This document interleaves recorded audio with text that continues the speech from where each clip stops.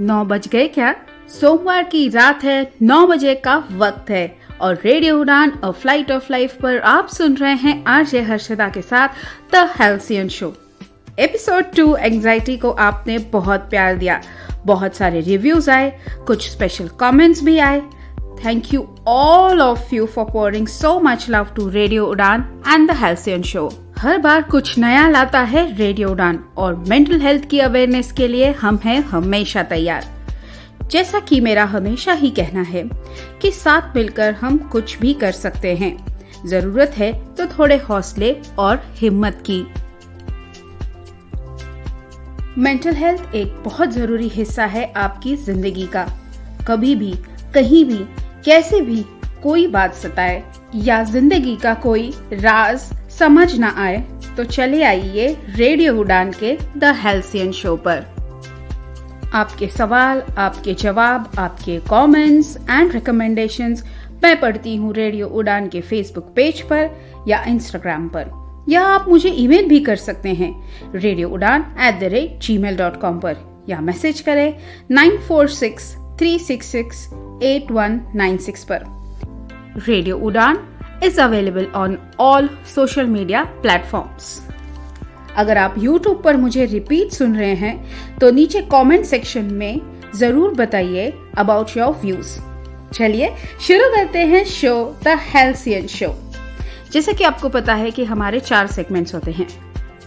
पहला सेगमेंट होता है एक कहानी, दूसरा सेगमेंट मंडे मोटिवेशन, तीसरा segment expert advice, book recommendations and your comments, और चौथा segment thought of the week या कोट ऑफ द वीक। हम सब किसी ना किसी कहानी से जुड़े हुए हैं। कहानियां हमें सिखाती है, बनाती है, हिम्मत देती हैं। बचपन की कहानियों में हमें हीरो पसंद आता है और हीरो के जज्बे को हम अपनी खुद की जिंदगी में भी लाते हैं। पर फिर हम बड़े हो जाते हैं और जिंदगी के सबक सीखने निकल पड़ते हैं। हीरो बनने का जज्बा अभी भी है, बट कहीं ना कहीं थोड़ा सा खो जाता है। इसी जज्बे को इंग्लिश में कहते हैं करेज। जी हाँ दोस्तों, करेज यानी साहस, धैर्य, हिम्मत। आज का हमारा विषय यही है, करेज। वक्त के साथ साथ हम बनते जरूर हैं, लेकिन साहस या धैर्य ना हो तो गाड़ी डगमगाने लगती है और फिर शुरू होती है जिंदगी की कश्मकश। आज शो में हम करेज यानी हिम्मत की सारी बातें करेंगे। तो शुरू करते हैं हमारा सेगमेंट नंबर 1, एक कहानी। एक कहानी में हमारे साथ हमारी स्पेशल गेस्ट जुड़ चुकी है, जो है Priya Bhargava ma'am. She is a motivational TEDx speaker, a psychologist, a model, an author, a fine artist, a YouTuber, a petitioner, and an educationalist. Ambassador of Miss Wheelchair World in India. She is also brand ambassador of Foxeye. She is co-author in the book Holding My Tears. Also, her book Story of My Life is under process for publication. Also made a national record by being the first PWD published as a cover girl for the first edition of literacy magazine Tales and Tellers. She has modeled for Quint, Miss Wheelchair World, Open Magazine, Tales and Tellers, Swarga Foundation. Welcome ma'am to the show, the Halcyon Show. Thank you RJ Harshada. It's a pleasure ma'am to call you upon on the show, and thank you so much for giving your so valuable time ma'am. Thank you RJ Harshada. Thank you for having me here today. Yeah. So ma'am, जैसे मैं अपने श्रोताओं के साथ discuss भी कर रही थी कि आज हमारा टॉपिक है करेज, एंड जैसे हम बैक स्टेज भी बात कर रहे थे, या स्टोरीज, आपकी जो सारे एक्सपीरियंस है, that has been all fill with courage and all. तो इंटरव्यू का पहला ही क्वेश्चन मैं आपको पुट करती हूँ कि what is courage for you, और किस तरह से आपकी लाइफ में रोल प्ले किया है करेज ने। हर्षदा, अगर मैं करेज को डिफाइन करूं तो मेरे हिसाब से करेज है when you look towards the positive side of your life despite having so many challenges. तो जब आपकी लाइफ में बहुत सारी डिफिकल्टीज होती हैं, लेकिन फिर भी आप ये चूज करते हो कि आपको पॉजिटिव एस्पेक्ट देखना है आपकी लाइफ में, एंड आप आगे बढ़ना चाहते हो, तो मैं उसे करेज कहूंगी। एंड ये मैंने अपनी खुद की लाइफ में भी इम्प्लीमेंट किया है। मैंने अपनी लाइफ में बहुत सारी इश्यूज फेस किए रिगार्डिंग हेल्थ, डिसेबिलिटी और एजुकेशन जो मेरी बीच में छूटी, उन सब चीजों एंड दोबारा अपनी एजुकेशन को फिर से स्टार्ट करना, और डबल पोस्ट ग्रेजुएट हूँ आज की डेट में मैं, और दोनों ही पोस्ट ग्रेजुएशन में मैं पोजीशन होल्डर रही हूँ। साइकोलॉजी में मैं यूनिवर्सिटी सेकंड पोजीशन में रही हूँ। एंड ये डिसेबिलिटी मेरी डिसेबिलिटी जो है वो एक्वायर्ड डिसेबिलिटी है। Till the age of 19 years I was totally normal. I used to drive scooter, I used to dance, I have participated in inter school competitions, national level तक भी गई हूँ। But then at the age of 19 years when I was studying in bachelor's in physiotherapy, तो first year में ही मुझे एक ऐसी disease diagnose हुई जो इनक्यूरेबल है। और अभी भी मैं आज की डेट में भी मेडिकेशंस में हूँ। तो जब से डायग्नोस हुई ये डिजीज, तब से मैं मेडिकेशंस पे ही हूँ। एंड इस डिजीज ने काफी कुछ डैमेज किया। मेरी स्पाइन इन्वॉल्व हो गई, मैं बेड रिडन रही 18 months तक। और meanwhile I was diagnosed with this, तो मैं डिप्रेशन में भी गई। We will talk about it. Yes, I'll be talking about that. I'll be coming all to the points because मुझे बहुत सारी चीजें जाननी है। और जैसे कि आप अभी डिसेबिलिटी के बारे में बात कर रहे थे, तो मुझे आपसे ये पूछना था, एक इंटरव्यू मैंने आपका सुना जिसमें आपने कहा है कि डिसेबिलिटी इट्स, अगर हमने मानी तो वो डिसेबिलिटी है, बिकॉज डिसेबिलिटी हमारे माइंड में है। And you also coated a very good example कि वैसे भी जो ऑफिस में काम करते हैं वो तो बैठते ही हैं चेयर पे, तो मैं चेयर पे बैठूं या व्हील चेयर पे बैठूं, it's one and the same thing, right? तो ये जो अपने माइंडसेट, आपका पॉजिटिव माइंडसेट आपने जो क्रिएट किया है, तो how did you do that? See, I have realized after the diagnosis of my illness कि फर्क सिर्फ इतना ही आता है कि हमारे समाज में जो इनएक्सेसिबिलिटी है ना, वो माइंडसेट पे है। एंड जो इंफ्रास्ट्रक्चर में नहीं जो सुधार आया है, उस वजह से डिसेबिलिटी हमें महसूस होती है, या हम कहीं कुछ अचीव नहीं कर पाते। तो ऑल जितने भी ह्यूमन बींग्स है, आप कितने भी सारे लोगों को देख लो, कुछ ना कुछ सब लोग हर चीज में परफेक्ट नहीं है, कुछ ना कुछ तो सब में मिसिंग है। एब्सोल्युटली।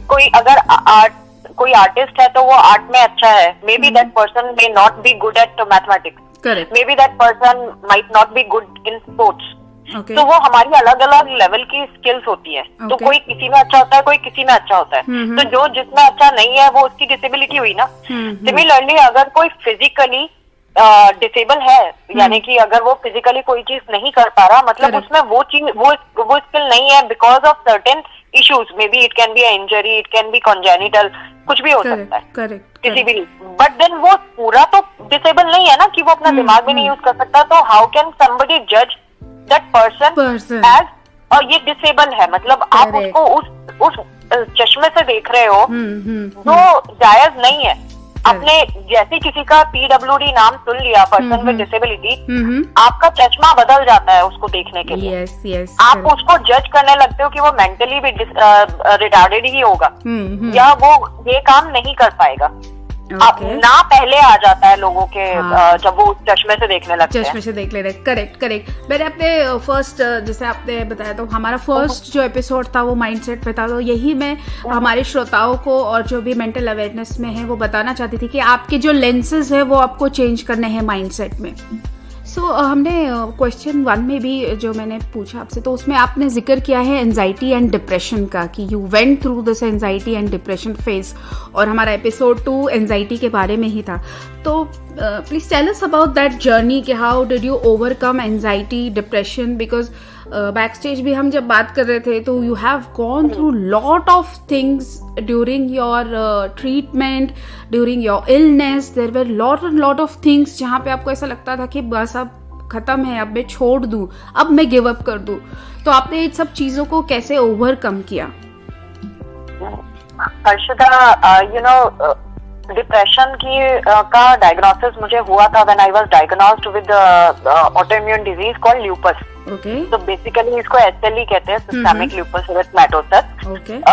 इसके जो नाम जितना बड़ा है ना, वो बीमारी भी उतनी ही बड़ी है ये। तो टेक्निकली ये ऑटो इम्यून डिजीज है जिसमें हमारा जो इम्यून सिस्टम होता है वो ओवर एक्टिव हो गया होता है। अच्छा। तो ओवर एक्टिव होने की वजह से ये मेरी खुद की बॉडी को आइडेंटिफाई नहीं कर पाता है। ओके। तो ये सिमिलर वैसी सिचुएशन है जैसे आप मान लो कि हमारे कंट्री की आर्मी हमारे ही लोगों को मारना शुरू कर दे बचाने के बजाय। ओहो, ये वही सेम सिचुएशन है। ओके। यस।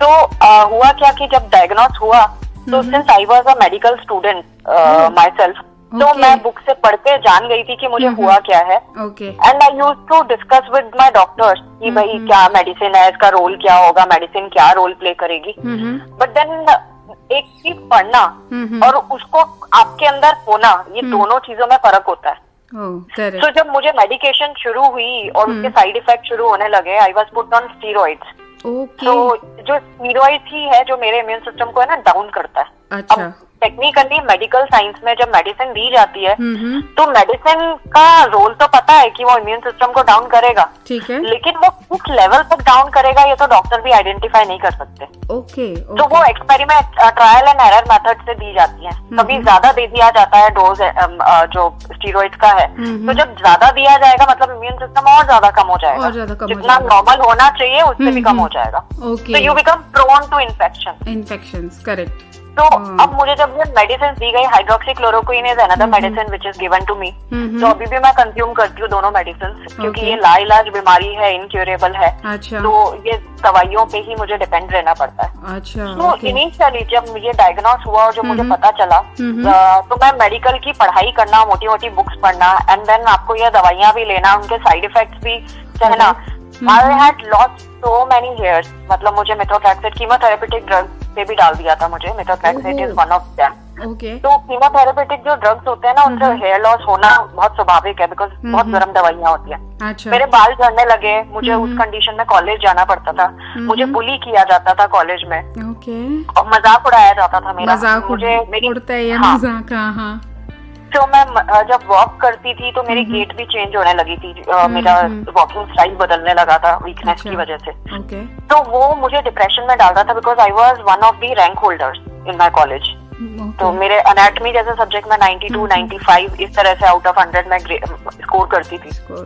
तो मैंने नोटिस किया कि मेरे साथ वाले भी मुझे सपोर्ट करना छोड़ने लगे थे, मेरे जो क्लासमेट्स थे, कॉलेज में थे।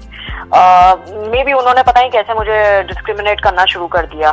तो बहुत सारा प्रेशर आ गया था, and that led me into depression. मुझे डिप्रेशन हो गया। Because you are doing so much for yourself and suddenly वहाँ से जो भी आपके सोर्स ऑफ इंस्पिरेशन या सोर्स ऑफ पावर होते हैं, सोर्स ऑफ पॉजिटिविटी होते हैं, वो अचानक से कम हो जाते हैं और आपको पता ही नहीं चलता कि क्या हो रहा है, क्यों चीजें बाहर चली जा चुकी है। You are giving your best and everything is happening, and ये एंजाइटी का दौर बहुत ही कठिन होता है, एंड आप उसमें से भी जा चुके हैं। तो आई एम वेरी हैप्पी कि आपने ये शेयर किया। लेकिन आपकी जिंदगी में एक बहुत खूबसूरत एंड पॉजिटिव पल आया है जिसके बारे में हम अभी बात करेंगे, एंड आई एम श्योर कि ये जो पल था आपका, that has brought a sunshine in your life. What do you want to say about that great thing happened? मेरी 2 प्रोफेशनल कोर्सेज छूट गए थे। उसके बाद मैंने bachelors in computer applications and masters in computer applications किया। बट देन मेरी जो लाइफ है ना वो बड़ी मोनोटोनस हो गई थी। कुछ लाइफ बड़ी बोरिंग सी भी हो गई थी, क्योंकि मैं सिर्फ पढ़ाई से ही रिलेटेड काम करती थी। इवनिंग में स्टूडेंट्स को टीच करना, एंड उससे जो फंड्स आए थे उसी को ही मैंने यूज किया था अपनी एजुकेशन कंप्लीट करने के लिए। And I had that determination कि मुझे पेरेंट्स पे डिपेंडेंट नहीं होना है फाइनेंशियली एटलीस्ट। तो उसके बाद जब लाइफ में सेम चीज चल रही थी, पढ़ना और पढ़ाना, फिर मैंने सोचा मुझे लाइफ में कुछ डिफरेंट चाहिए। एंड एक दिन फ्रस्ट्रेशन में आके मैंने मिस व्हीलचेयर इंडिया कॉन्टेस्ट के लिए अपनी एप्लीकेशन भेज दी, एज्यूमिंग कि वो कोई फायदे की नहीं है, बिकॉज मेरी ना इलनेस की वजह से बहुत सारे सर्जिकल मार्क्स थे मेरी बॉडी में। ऑलमोस्ट 40% to 60% बॉडी में मार्क्स ही मार्क्स है मेरे। That was a difficult journey. And then मेरे इसी ल्यूपस की वजह से हेयर लॉस भी था। तो मैं अपने आप को कहीं भी एज अ प्रिटी पर्सन तो देख ही नहीं पा रही थी। ओके, सो आपने कंसिडर कर लिया था कि I am not that pretty. Yes, of course. वो कहीं पे भी मैं अपने आप को डालती ही नहीं थी। फिर लेकिन मुझे 2 साल से है ना, एक Facebook acquaintance professor Prabhat Ranjan मुझे हमेशा बोलते रहते थे कि आप पार्टिसिपेट करो, यू लुक गुड, ये वो। तो बट देन मैं थोड़ी रिलक्टेंट थी because of these scars and hair loss and lack of confidence as well. मेरा कॉन्फिडेंस लैक इसीलिए हो गया था क्योंकि कई सालों तक तो मैं बीमारी से ही जूझ रही थी एंड पढ़ाई के अलावा कुछ चलता ही नहीं था दिमाग में। Correct. तो वो पब्लिक में जाना एंड अपने आप को एक्सपोज करना एंड ग्लैमर वर्ल्ड में जाना is what exactly opposite. yes and still you participated in that with a great courage, I will say. आप बहुत सारी places भी घूमे उस वक्त, किया? Yes, I was not expecting that I will be selected. Okay. But मैं पहले top 7 finalists में आई। Okay. जब मैं आ गई तो वो that also came as a shock to me। कि ये कैसे हो गया। But then I determined myself कि नहीं, अब हो गया सिलेक्शन तो अब मुझे जीत के ही आना है, क्राउन मेरा ही होना चाहिए। So I started working over my confidence, my overweight thing. I was overweight at that time. I reduced my weight from 62 kg to 48 kg in 6 months. Oh, that's a great thing. And how did you do that? I mean, how is it possible? मेरा जो second professional course जो छूटा था वो nutrition का ही course था जो मैं कर रही थी। So मैं एग्जाम नहीं दे पाई, अदरवाइज मैंने पढ़ा पूरा था। तो वो जो नॉलेज मुझे न्यूट्रिशन के बारे में मिली, I use that knowledge and I started working on my diet. क्योंकि मेरी तो सीजन की एक्टिविटी हो गई थी डिसेबिलिटी एक्वायर करने के बाद, तो मैं चल फिर तो पाती नहीं थी। सिर्फ यही था कि जो सीजन बैठे बैठे जो भी कर सकती थी, तो मैं डाइट पे ही सबसे ज्यादा मैंने वर्क किया। तो मेरा मैंने जो भी जंक फूड था वो छोड़ दिया, फ्राइड फूड छोड़ दिए, सॉल्ट शुगर वो छोड़ दिया। तो धीरे धीरे करके ना मेरा वेट न्यूट्रलाइज होने लगा, नॉर्मल होने लगा। तो I attained 48 kg from 62 to 48 kg। वो हुआ and then I did not know how to put makeup. तो वो भी आपने सीखा वहां पे? बिकॉज जनरली गर्ल्स मेकअप एकदम इट गोज सिनोमिनस, फिर भी आपने ये चीज सीखी, दैट्स प्लेजर। एंड आपका मिस वर्ल्ड व्हील चेयर का कैसा एक्सपीरियंस था? You went international also to represent India. Right. जब मेरा मिस व्हील चेयर इंडिया मैंने 2015 में जीता था, 5 दिसंबर 2015, स्टेज फोबिया को फेस करते हुए। फिर 2017 में ये miss wheel chair world contest हुआ पोलैंड में। तो उनका भी बड़ा ही लॉन्ग प्रोसेस था, उनका इंटरव्यू था पूरा। इंटरव्यू में मेरा सिलेक्शन हुआ, उन्होंने फोटो सेशंस में देखा कि how fit we are and then I was selected for Miss Wheelchair World pageant and I had represented India in Miss Wheelchair World pageant. So it was first in this kind, मतलब specially ables का कभी हुआ नहीं था world level पे। ये पहला event था जो 2017 में हुआ था। And you also got a very great platform to represent international, you got international recognition and all. There's always a silver lining after for grey clouds, and that silver lining was this beauty pageant. So एक और मेरे दिमाग में question आ रहा है कि एक और चैलेंज सबसे बड़ा आपके लिए ये भी हो सकता है कि being a girl you must have faced lot of things, lot of criticism and lot of expectations every time. So what message do you want to give to हमारी जो भी गर्ल्स लड़कियां हैं जो आज की यूथ है, उनको आप क्या कहना चाहेंगी कि कैसे मोटिवेटेड रहें और क्या फोकस रहना चाहिए आज की महिला का, आज की लड़की का अपने खुद के लिए? Because you have stand up for yourself so much, हर चीज में करेज दिखाना, इतना क्रिटिसिज्म लेकर भी, what message you want to give them? Harshada, you know, girls को तो मैं मैसेज यही देना चाहती हूँ कि emotionally, financially and psychologically one have to be independent. And girls के लिए ये ज्यादा हाई ग्रेड पे है, मतलब ये मैसेज तो सबके लिए जाता है, बट गर्ल्स के लिए बहुत जरूरी है कि वो इमोशनली एंड फाइनेंशियली इंडिपेंडेंट जरूर रहें, no matter what. Regarding my situation, I am blessed that I have got wonderful parents. Wow, lucky. इन्होंने, yes, we are 2 sisters. Okay. And हम लोगों को कभी भी मेरे पेरेंट्स ने ये रियलाइज नहीं करवाया कि तुम लड़कियां हो तो तुम्हें पीछे रहना है. उन्होंने हमेशा हम लोगों को अप्रिशिएट किया है. whatever we wanted to do, they were there. तो वो एक स्ट्रॉन्ग पिलर की तरह हमेशा खड़े रहे मेरे सामने. हाँ, लेकिन मैंने गर्ल होने की वजह से तो नहीं सुना किसी से, लेकिन मैंने स्पेशली एबल्ड होने की वजह से जरूर सुना है. मैं डिसेबल ही वर्ड यूज करना ज्यादा प्रेफर करूंगी वैसे, कि डिसेबिलिटी अटेन करने के बाद मैंने लोगों से जरूर सुना है. कुछ ने मुझे बोझ कहा, कुछ ने बोला कि क्या ही फायदा है जीने का ऐसी कंडीशन में.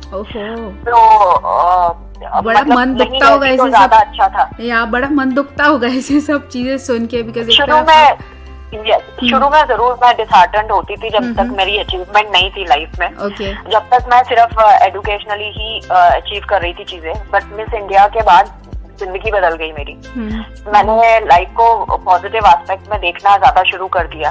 अदरवाइज जब तक मेरी पढ़ाई छूटी थी, इवन पढ़ाई छूटी जब मेरी, तो मेरे पेरेंट्स क्योंकि बहुत केयरिंग है, बहुत अफेक्शनेट है, बहुत पॉजिटिव भी है, तो उन्होंने हमेशा से ये सोचा था कि मैं बीमार हूँ तो मुझे प्रेशर नहीं देना, किसी भी चीज का स्ट्रेस नहीं देना. एंड ये मेरी बीमारी में भी ऐसा है कि ज्यादा स्ट्रेस दो ना तो एक्टिवेट हो जाती है. तो इस वजह से उन्होंने ना मुझे कभी पढ़ाई के लिए भी बोला नहीं कि पढ़ाई छूट गई तो कर लो. तो मैंने खुद अपने 11th पे करना शुरू किया. इसके पीछे रीजन ये था कि किसी पेरेंट ने ना मुझे ताना मार दिया था कि आप एक्स्ट्रा अगर मेरे बच्चे को पढ़ाओ बिठा के, और मैंने जब बोला कि आप मुझे एक्स्ट्रा पेमेंट करो अगर मैं आपके बच्चे को पढ़ा रही हूँ, so this parent told me कि मैं तुम्हें क्यों पेमेंट करूँ, तुम तो अंडर ग्रेजुएट हो. जबकि शी न्यू कि मेरी मेडिकल कंडीशन क्या है और कैसे मैंने 2 प्रोफेशनल कोर्सेज मुझसे छूट गए ना चाहते हुए भी. तो भी she commented like that, and that night I couldn't take my dinner because of this feeling कि मुझे दुनिया ऐसे कैसे ताने मार सकती है. उस दिन मैंने रोते रोते अपने पेरेंट्स को बोला, अब आप मुझे नहीं रोकोगे, एंड मुझे मेरी पढ़ाई पूरी करनी है. मैं आगे से किसी भी इंसान की उंगली नहीं सह सकती कि तुम डिसेबल हो या तुम बीमार हो या मैं तुम्हें पे नहीं करूंगा क्योंकि तुम डिजर्व नहीं करते हो. तो मैं अपनी डिजर्व वाली क्वालिटी ना बढ़ाऊंगी. करेक्ट. तो वो जो आंटी ने आपको बात बोली वो आपको एक किक थी आपके लिए, and you got that courage and you came back again. So यही श्रोताओं मैं आप सबके साथ शेयर करना चाहती हूँ कि सबसे पहला थिंग है अवेयरनेस बहुत ज़रूरी है. हर चीज़, हर मेंटल हेल्थ की चीज़ों के लिए अवेयरनेस बहुत ज़रूरी है. इंसान क्या चीज़ से गुजर रहा है ये हमें नहीं पता चलता. So you have to be kind enough for everyone to understand what is all happening around us. जाते जाते एक यूथ को मैसेज आप हमारे क्या देना चाहेंगी? सबसे इम्पोर्टेंट बात. वही सेम मैसेज जो मैंने पहले बताया था. आपको इमोशनली एंड फाइनेंशियली इंडिपेंडेंट होना है. Complete your education, that is very important, and do not neglect your mental health. Yes. अगर आपको जरा से भी कोई सिम्टम्स है, reach out to the mental health professionals. अपने आप में जजमेंट करना नहीं चाहिए. जैसे कि डिप्रेशन का भी केस मैं बताऊं तो डिप्रेशन में एटलीस्ट 2 वीक्स तक अगर आपको कंसिस्टेंट सिम्टम्स है तब जाके हम आपको डायग्नोसिस करते हैं कि आपको डिप्रेशन है कि नहीं है. तो कई लोग क्या करते हैं, अगर 2-4 दिन अगर वो सैड है किसी वजह से तो वो कहने लगते हैं मुझे तो डिप्रेशन हो गया. तो self diagnosis must not be done. Self medication should not be taken. Correct. And whenever you have symptoms, just reach out to the professionals. Correct. वो आपके लिए diagnosis करेंगे. Correct. And please do not see your difficulties as difficulties. See them as challenges. See them as tasks. अगर आप अपनी मुश्किलों को as a challenge देखने लगोगे ना कि चलो ये एक छोटा सा चैलेंज है, इसको अचीव कर लेते हैं, इसको अटेम्प्ट कर लेते हैं, तो life will be more beautiful. अगर आप उसको डिफिकल्टी करके देखोगे ना तो वो और डिफिकल्ट लगेगा, because you are feeding your mind with that statement. ये मुश्किल है, ये मुश्किल, मेरी लाइफ बहुत ज्यादा मुश्किल होगी. तो अगर मेरी लाइफ में भी बहुत मुश्किलें हैं लेकिन मैं अपनी लाइफ को मुश्किल की तरह नहीं देखती हूँ. मैं ये देखती हूँ कि मैं क्या क्या चीजें सीख लूँ, मैं क्या क्या अटेम्प्ट करके देख लूँ. So life become more interesting. So correct. Take small challenges. सही, आपने ये बात बहुत ही सही बोली कि challenges will not only help you to grow but it will also help you to take out yourself from your comfort zone. एक comfort zone से जब आप बाहर आएंगे तभी आप निखर के आओगे। Thank you so much ma'am for giving your incredible time, incredible words of inspiration. हमारे श्रोताओं को सबसे बड़ा मैसेज मिला होगा। I hope they learn a lot and they take their mental health very very seriously. Ma'am, thank you so much giving your time to us, and thank you so much for coming on Radio Udaan on Halcyon Show, ma'am. Thank you so much for having me here, RJ Harshada, and I wish all the very best to Radio Udaan, and this experience was wonderful. Yeah. And I love talking to you. Thank you so much, ma'am. Thank you so much. तो ये थी हमारे साथ miss प्रिया भार्गव, जिन्होंने life का एक बहुत बड़ा फेज बहुत सारी डिफिकल्टीज के साथ निकाला है। प्रिया जी ने जिंदगी की हर मुश्किलों का सामना कर हिम्मत दिखाई। यह हिम्मत ही तो है जो हमें ऊर्जा और आत्मविश्वास देती है। प्रिया जी की कहानी हमें ये सिखाती है कि the more you face your fear the more courageous you become. चलिए, वक्त हो चला है एक छोटे से ब्रेक का। कहीं मत जाइए, सुनते रहिए radio Udaan a flight of life पर द हाल्सियन शो।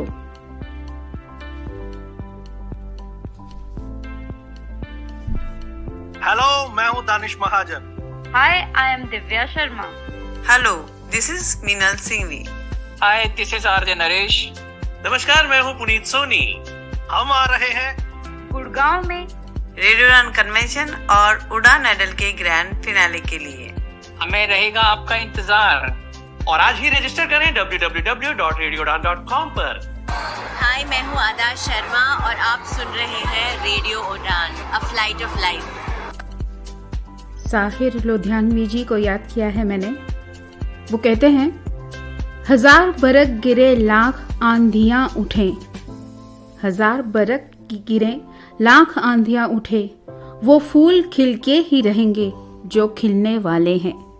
ब्रेक के बाद आप सभी का स्वागत है। मैं हूं आपकी आरजे हर्षदा एंड स्वागत करती हूं आपका द हाल्सियन शो रेडियो उड़ान पर। अभी मुझसे जुड़े हैं, मैं उनको बता दूं कि हम बात कर रहे थे आज करेज यानी हिम्मत की। सेगमेंट नंबर 2 की बारी आ गई है, मंडे मोटिवेशन। आज है 19th of February, यानी आज ही के दिन भारत के एक महान योद्धा, रणनीतिकार और शासक का जन्म हुआ था। 16 साल की उम्र में तोरना किले पर कब्जा कर अपना सैन्य अभियान शुरू करने वाले छत्रपति शिवाजी महाराज को कोटि कोटि प्रणाम। चाहे वो रायगढ़ का युद्ध हो या पावन खिंड की लड़ाई, शिवाजी महाराज जाने जाते हैं अपनी शौर्य और वीरता के लिए। भारतवर्ष में शायद ही कोई ऐसा हो जिसने इनकी शौर्य गाथा ना सुनी हो। गुरिल्ला युद्ध शैली यानी गनीमी कावा का इस्तेमाल कर उन्होंने सारे दुश्मनों को ढेर किया। रियासतकार G.S. सरदेसाई अपनी किताब मराठी रियासत में लिखते हैं कि जितना मैं शिवाजी महाराज के बारे में पढ़ता हूँ, कैसा हो ये शिवाजी महाराज अपने हर काम में दर्शाते हैं। जनता के छोटी छोटी बात का ख्याल रखने वाले राजा थे वो। भारतवर्ष ऐसे राजा का ऋणी सदा रहेगा। करेज एक एनर्जी है जो दिल से आती है। न्यूरोलॉजिस्ट का कहना है कि हमारी ब्रेन सर्किट्स जिम्मेदार होते हैं द फीलिंग ऑफ करेज के लिए। किसी भी सिचुएशन में ना हमारा ब्रेन 2 तरीकों से रिएक्ट करता है। एक है फियर, दूसरा है फाइट। फाइट करने से करेज यानी हिम्मत की फीलिंग आती है। फियर से रेजिस्टेंस, इग्नोर या सरेंडर की फीलिंग आती है। और कबीर तो हमारे कहते ही रहते हैं अपने दोहों में, सूरा सोइए जानिए पाव ना पीछे पेख, आगे चली पीछा फिराई ताका मुख नहीं देख। शूर वही है जो आगे बढ़ता रहे। हिम्मत आपको करनी ही पड़ेगी, हिम्मत आपको रखनी ही पड़ेगी। कोई मेंटल हेल्थ प्रॉब्लम हो, आगे जरूर आइए। अपनी कहानी शेयर करें मेरे साथ। पर कहाँ? आप मुझे ईमेल कर सकते हैं radioudan@gmail.com पर, या अगर आप YouTube पर मेरा रिपीट प्रोग्राम सुन रहे हैं तो कमेंट करें, या रेडियो उड़ान की वेबसाइट पर जाएं और आरजे प्रोफाइल्स में जाएं और आरजे हर्षदा पर क्लिक करें और मुझे डायरेक्ट ईमेल करें। बढ़ते हैं सेगमेंट 3 की ओर, आपके कमेंट्स एंड बुक रिकमेंडेशंस पर। आज का पहला ईमेल आया है विनीता सहाय का। वो लिखती हैं कि डियर आरजे हर्षदा, एंजाइटी सबको होती है, बताता कोई नहीं। ये बात सही बोली है आपने। हाँ, हम यूथ एंजाइटी से ग्रस्त है। क्या करे, टेंशन इतने हैं कि समझ ही नहीं आता क्या किया जाए। बट आपके थिंकिंग ट्रैप्स वाली बात सही थी। प्लीज ऐसी ही बातें बताते रहें। It is helping me and my friends. Love love from Vinita and group. Thank you so much dear Vinita for the words of love and warmth. ये सब कुछ आपके लिए ही तो है। यूट्यूब पर एक और यूजर कमेंट करते हैं जिनका नाम है Reshma Bhatt. Thank you Harshada and Radio Udan for introducing us to a topic which has been common these days. Thanks a lot Sushmita for the talk and solutions on mental awareness. Thank you Reshma, आपने सही बात की है कि it's a common topic and therefore the stigma should be broken. अब है बारी book recommendations की। पहली book is my personal favourite book and my very loved author. तो ये बुक है a little book of courage bye Ruskin bond. Ruskin bond उन सारी बातों को लिखते हैं जिनसे हमें करेज मिलता है, फिर चाहे वो एक कोई फूल हो, या कोई मधुमक्खी हो, पेड़ हो, या कोई छोटी लाल चींटी। तो it's a very interesting book and ये सारे ई बुक सेलिंग प्लेटफॉर्म्स पर अवेलेबल है and it's a very language friendly book. तो लैंग्वेज बहुत इजी है, आप बहुत अच्छे से इसे पढ़ सकते हैं। सेकेंड जो बुक है वो बहुत पॉपुलर है महाराष्ट्र में because it was first release इन मराठी, लेकिन अब इसके सारे जो ट्रांसलेशंस है वो अवेलेबल है। तो बुक का नाम है श्रीमान योगी bye Ranjit Desai. It's a must-read book. It has lot of tales and historic evidence of Shivaji Maharaj's tales and his historic win of all his battles. ये पुस्तक एक कथा ही नहीं बल्कि इतिहास के उन पन्नों को दर्शाती है जिन्हें आज के ज़माने में लोग सीखना और अपनाना भूल गए हैं। तो it's a get to go book and it's my personal recommendation. आप ये बुक्स ज़रूर पढ़ें और मुझे बताएं आपको ये बुक्स कैसी लगी। चलते चलते बताती हूँ आज का हमारा कोट। एक रीसेंट इंटरव्यू में टाटा जी कहते हैं कि youngsters have the courage and also the understanding to react to the needs of the times. जी हाँ दोस्तों, काफ़ी सारे लोगों को हम यूथ से बहुत सारी एक्सपेक्टेशंस हैं और हमें इन एक्सपेक्टेशंस पर खरा उतरना है। इसलिए हमें हमारी फिजिकल हेल्थ के साथ साथ मेंटल हेल्थ को भी अच्छा बनाना, बेटर बनाना और उसका ध्यान रखना बहुत ज़रूरी है। Please understand youngsters, we are the future of the world.